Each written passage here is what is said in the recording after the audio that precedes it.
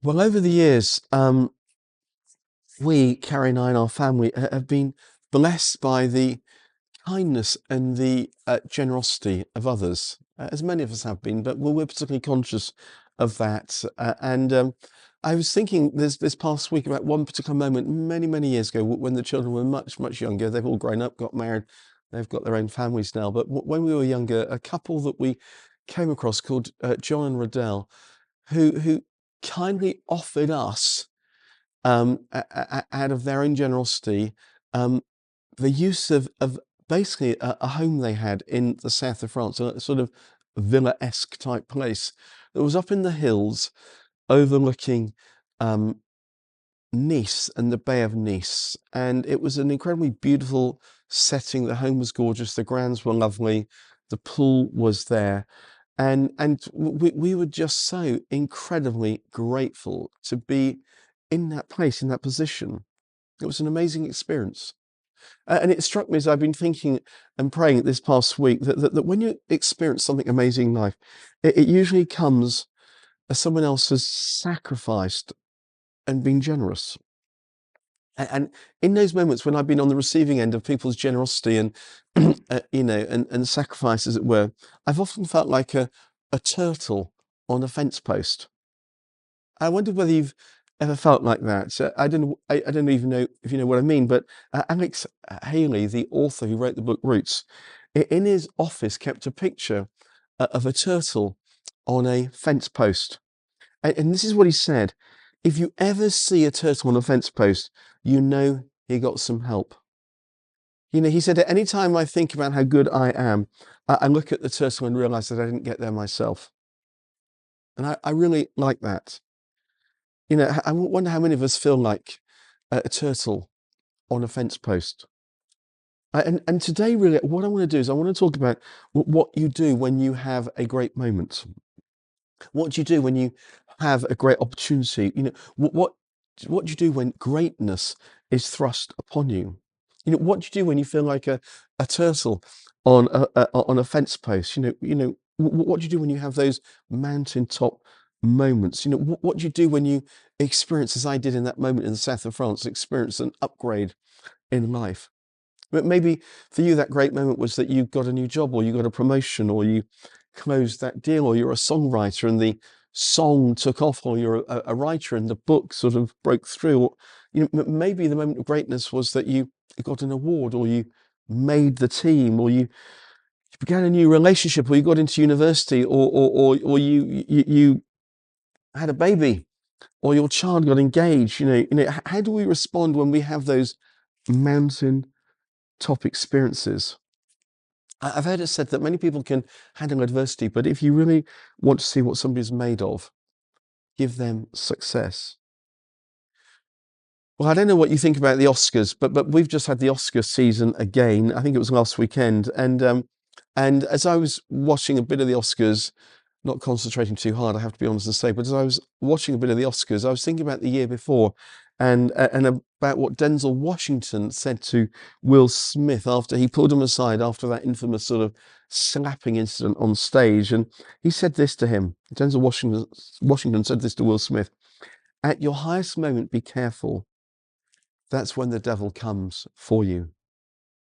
And it's almost like Denzel Washington, who is a Christian, um, was coming through as a cultural prophet, actually, to remind us that there is an enemy of our souls and that he wants to take us out. And it's often when we're on the mountaintop, it's often when we're on the fence post. It's in those moments that we are most vulnerable. The enemy, Satan, took Jesus to the top of a mountain to tempt him, and he tempted him with fame and power and glory. And it's at the top of the mountain that we are most vulnerable to temptation. And maybe you're at the top of the mountain right now. Maybe you feel like you're on the way up. Maybe you just feel like you're climbing, or maybe you feel like you're in the valley, or you've just recently taken a fall. I believe that today is going to offer us hope and encouragement as we continue in our series in Mark's Gospel, as we look at Mark chapters 8 and 9. So if you've got a Bible, you may want to turn there. But we're going to eventually look at the story of the Transfiguration. And I've wanted to sort of actually bring this message for some time, preach this message for a little while, because I've only ever hinted at the Transfiguration before, but I've never really got to speak about it. So I'm excited about what God has for us today here at Encounter Vineyard. And I want you to know, as an aside, that I consider it an incredible privilege to communicate here on a regular basis, to open up God's word with you and to teach and to preach. And when I'm in this position, I feel like I'm the turtle on the fence post, because I would not be here if it weren't for God's grace and God's power. And if you ever feel like a turtle on a fence post, then you are in really good company, because if you read through the Bible, you'll discover that it is full of turtles, of men and women whom God has called and placed in positions of authority and influence and leadership, and at times even put them in impossible circumstances. And he calls them to trust me and obey, because God's a God who loves to use turtles, like Simon Peter, one of my favorites. And Simon Peter is one of those first followers of Jesus, and he's called by Jesus, and amazingly, he leaves everything behind to follow Jesus. And Simon Peter, he's bold and courageous. He takes risks. He can be impulsive at times. And when you look at his life and his story in Mark chapter 8, it's when we see Jesus gives Peter the keys.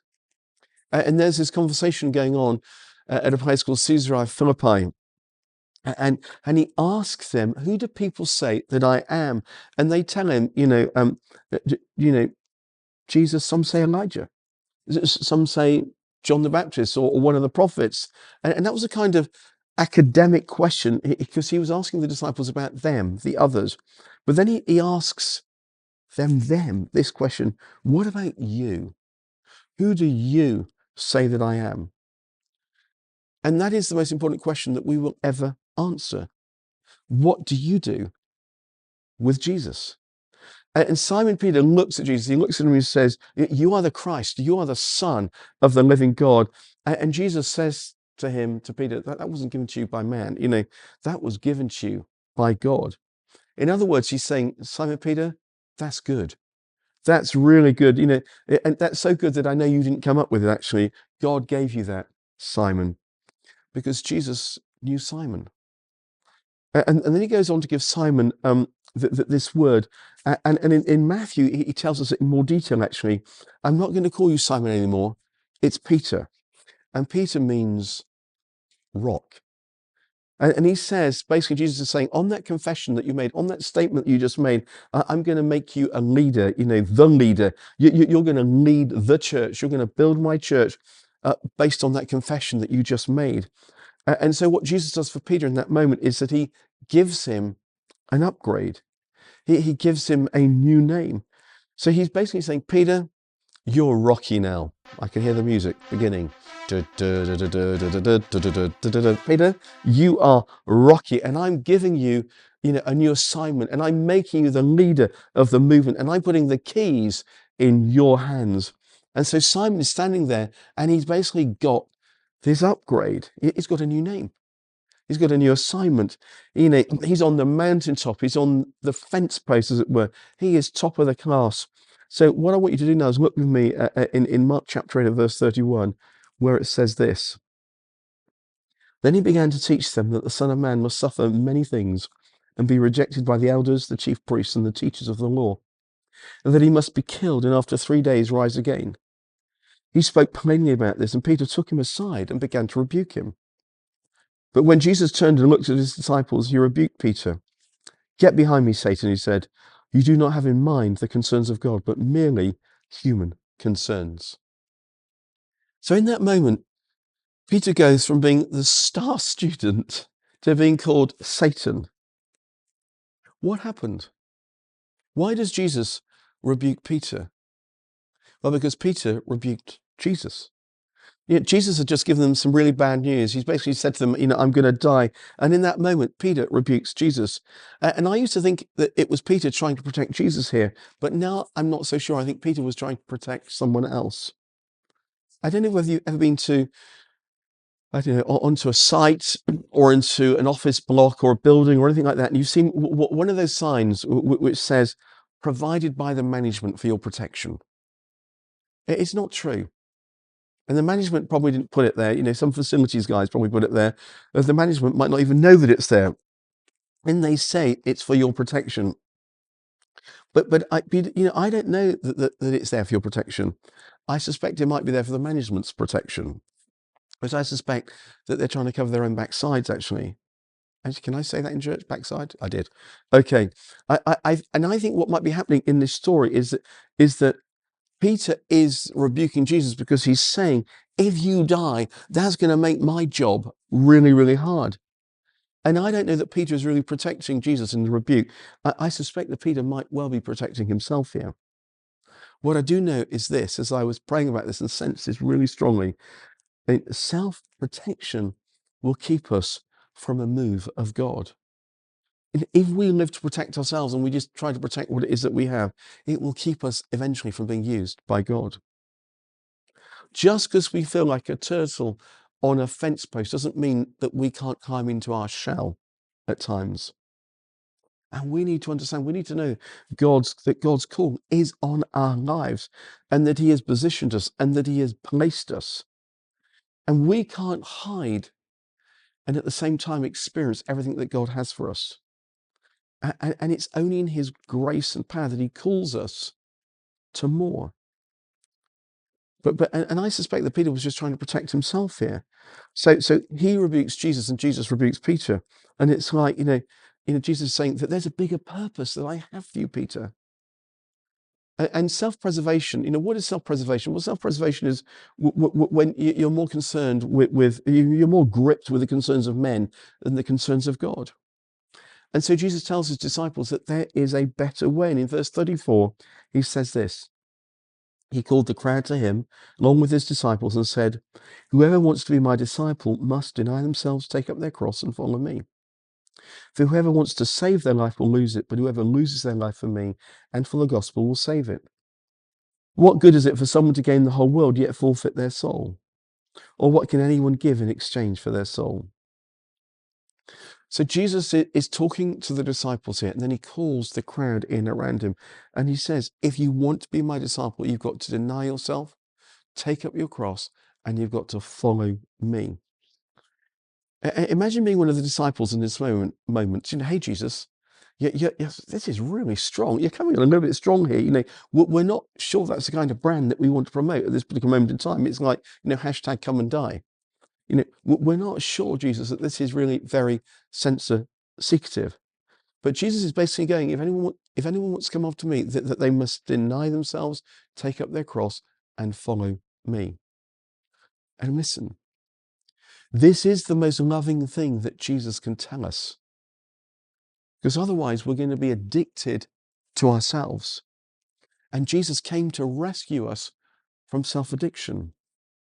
The Greeks, who I've always been fascinated by, even though they didn't know Christ at the time, they knew from the story of Narcissus, who fell in love with his own image at the pool and drowned himself in his own love for his image. Even the Greeks understood that if we fall in love with our own image, if we fall in love with ourselves, we will drown in self-addiction. I mean, isn't that a statement on today's culture that's dominated by social media in the way that it is? And Jesus came to give us a better way. He said, if you want to truly live, deny yourself, pick up your cross, and follow me. So what does it mean to deny ourselves? Well, I think it goes back to that prayer of Jesus in the garden. Not my will, but your will be done. I'm not talking about self-denial in the way that we might say no to that second portion of bread and butter pudding with custard on top of it if we're offered it. I'm talking more about when we lay down our pride, or we lay down our ego, or when we're trying to control things. But that's when we open up our hands and say, not my will, Lord, but yours be done. To take up our cross, what does that really mean? Yeah, and Luke's version adds daily, to daily take up our cross. Well, I don't know whether some of you that are slightly older, some of us that are slightly older, you might remember that pastor, that American pastor called Arthur Blessett, who used to walk around carrying a cross. It's not the sort of thing that you see every day. And I'm not suggesting we all go down to B&Q or Wickes and get some 4x4 and make a cross. But when I remembered seeing him do this, I remember thinking, that's not comfortable. It's not convenient. But there's no question about who it is that you're identifying with as you walk around carrying that cross. And it's not like a briefcase. It's not like there's a handle on the cross. It's blinking awkward. So what does it mean to carry our cross? I think it means that we're identifying with Jesus. I think we're saying, I'm not making my life about my reputation anymore. I want to be identified with him. And it's denying ourselves every single day in 1,000 different ways to serve God and to serve others and to love others. It's taking ourselves off the throne and getting on the cross, as it were, so that Jesus would be on the throne of our lives. And then Jesus says, follow me. What does that mean? What does follow me mean? I think it's an invitation. Jesus, I think, is saying, I want you to live your life with me. I don't want you to go for a moment without an awareness of my presence. And he didn't say follow a list, and he didn't say follow a set of rules. He said, come follow me. It's about intimacy with God. It's about communion with God. It's about walking with God. So Jesus says, he says, deny yourself, take up your cross, and follow me. Because it's in that love relationship with me, he says, that's the only way that we can deal with insecurity in our lives. And we all have insecurity in our lives, but we find security ultimately in the love of God. So what do you do when you're like a turtle on a fence post? Deny yourself, take up your cross, and follow Jesus. What do you do when you're on a mountaintop? You deny yourself, take up your cross, and you follow Jesus. What do you do when you face temptation? You deny yourself, take up your cross, and you follow Jesus. What do you do when you're in the valley? You deny yourself, you take up your cross, you follow Jesus. What do you do when you're facing bad news? You deny yourself, you take up your cross, and you follow Jesus. What do you do when you're climbing the mountain? You deny yourself, take up your cross, and you follow Jesus. It is the most loving thing that Jesus could ever tell us. Because look at what he says. If we try to save our lives, we will lose it. If you make life about worshipping self, if you make life about trusting self, if you make life about self-preservation, then we might stack up wealth and success and prosperity. We might stack up popularity and all the things the world desires, but in the end, they will eventually destroy us. If we make our lives about self-protection, it's like driving a car without a steering wheel. Eventually, we're going to crash. We just don't know when. But Jesus says, if you lose your life for me, then you will find it. In other words, if we give up our lives to him, if we surrender, if we sacrifice, if we serve, and if we love, if we live from that place, then eventually we will find life. And it's the only way to deal with our demons. It's the only way to deal with the things in our past. It's the only way to deal with the things that have a grip on us, like greed and jealousy and control and things like pride and anxiety. And he's saying, I want you to open up so that I can give you hope and love, so that I can give you life and faith. But it requires a letting go and a trusting.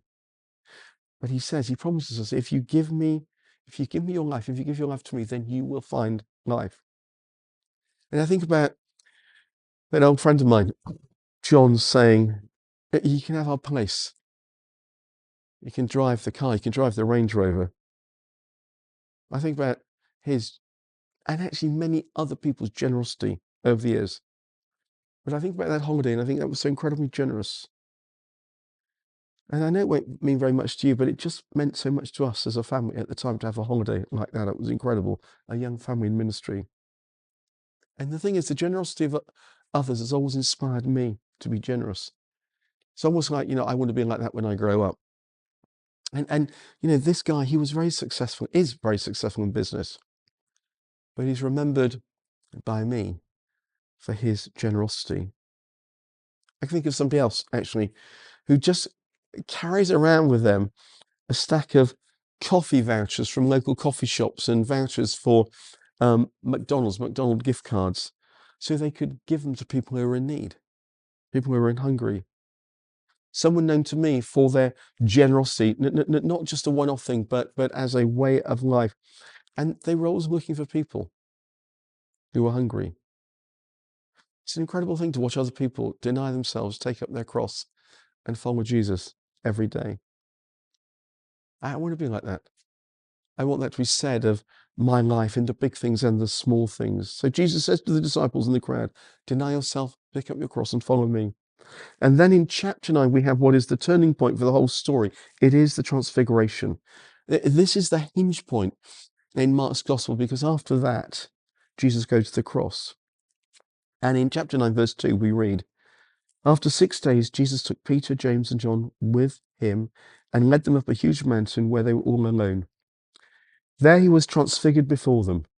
His clothing became dazzling white, whiter than anyone in the world could bleach them. And there appeared before them Elijah and Moses, who were talking with Jesus. Peter said to Jesus, Rabbi, it is good for us to be here. Let us put up 3 shelters, one for you, one for Moses, and one for Elijah. He did not know what to say. They were so frightened.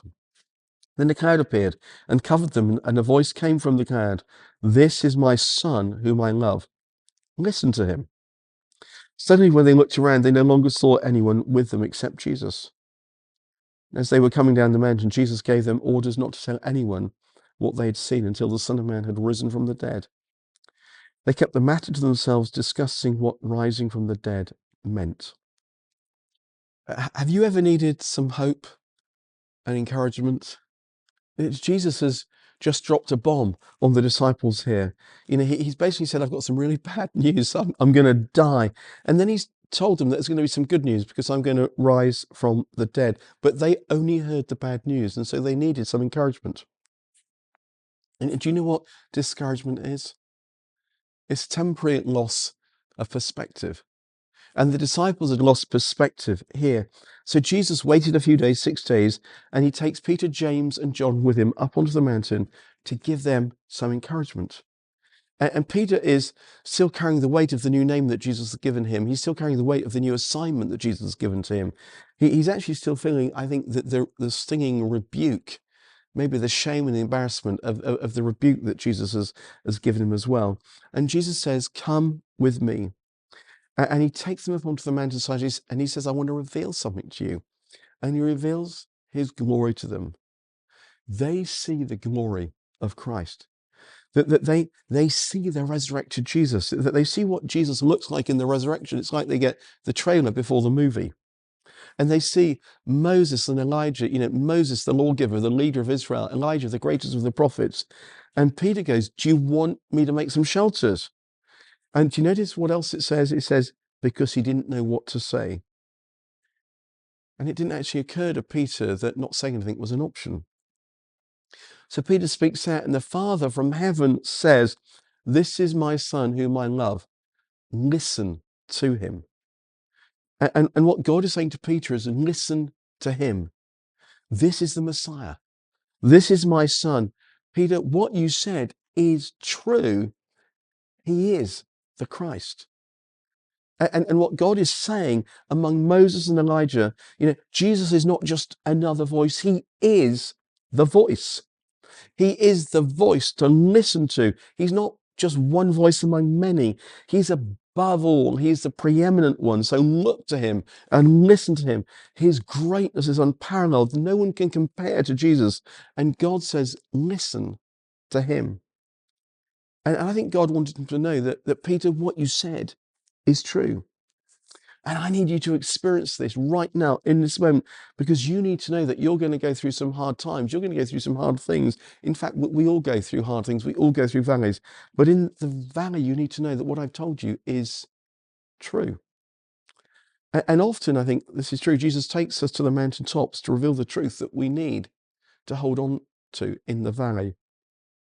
We may not always get an upgrade on holiday, have a villa in the south of France, but we can always get an upgrade on our revelation of who God is. And God will reveal more of himself to us and who Jesus is in our lives. We can always experience more. And we can take that revelation of who God is into the valley of our lives. So if you are discouraged today, please look to Jesus. Because it's in Jesus that we find hope. It's in Jesus that we find life. It's in Jesus that we find faith that pulls us through, as it were, the darkest moments. You can look to Jesus. And the very same spirit that raised Christ from the dead is the spirit that lives in us. It's why we say, come Holy Spirit, on such a regular basis in this place. That same spirit gives us the power to overcome temptation, gives us the power to keep going, gives us the power to not give up, that gives us the power and the grace, because we can't do it ourselves, to deny ourselves, take up our cross and follow and keep going and going after him. And he gives us the strength to climb what I want to call the second mountain. There was an author, David Brooks, who wrote a book called The Second Mountain. And when he was asked about his faith, he said, I'm either a wandering Jew or a very confused Christian. And in his book, he makes this case that there are two mountains that we climb in life. He said the first mountain is about self. It's about getting a degree, building a career, making a home, making a name for ourselves, trying to make a mark in the world. And he said, the problem is that for many of us, we get to the top of that mountain and we find it unfulfilling and happiness eludes us. And then he says, we discover that there is a second mountain for us to ascend. And the second mountain is the mountain of love and of sacrifice and character and relationships. And what's interesting in the Gospel of Matthew is that there are two mountains that are mentioned. And the first is the mountain of temptation, where Satan tempts Jesus with fame and power and glory. The second is at the Transfiguration, where Jesus says that it's about sacrifice, surrender, and love. And I don't think David Brooks is a confused Christian at all. I actually think he gets it. As I've been praying about this and as I draw to a close now, I found myself thinking during the week that I want us to be a second mountain people, a second mountain church. That as a church, we wouldn't seek to climb the first mountain necessarily, but that we would seek to climb the second mountain of love and sacrifice and surrender, that we would serve those that are around us. And as people wreck their lives climbing the first mountain, when they crash, that we would be people waiting at the bottom with open arms that says, God loves you, and that we welcome you, and that nobody's perfect. You don't have to be perfect, and everyone is significant, and that with Jesus, anything is possible. Come and climb the second mountain with us. And then we climb that second mountain together to deny ourselves, take up our crosses, and follow Jesus. And that's how we find life. Amen. Friends, don't give up. Keep going. Just keep taking one step after another and see how God makes a way for us. Keep taking those steps and see how God could do things in and through us that we could never do on our own. And maybe as I close, that is just the word for us today, to keep going in his grace, his strength, and his power. Deny yourself, take up your cross, and follow Jesus.